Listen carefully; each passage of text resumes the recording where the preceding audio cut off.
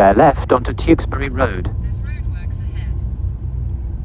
Kita pero roads mo. In about 10 miles, at the roundabout, take the second exit towards Evesham. Diretso. Tama na nga. Maganda yan, 10 miles diretso.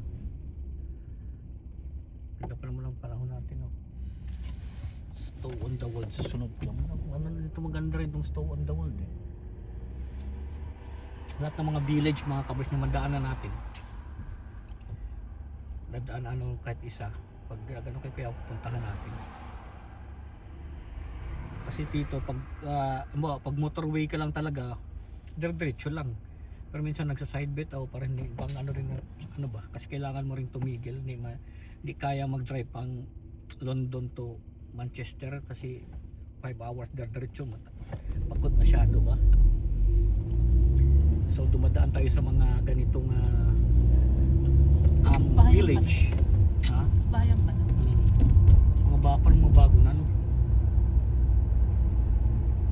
So katulad yan, Worcester. So yung Worcester malapit na yan sa, ang sunod na yan is Birmingham. So halfway na yan dun sa amin. Yung Birmingham kasi mga kabers, yun ang halfway. 120 miles mula sa amin. From Birmingham to London, 120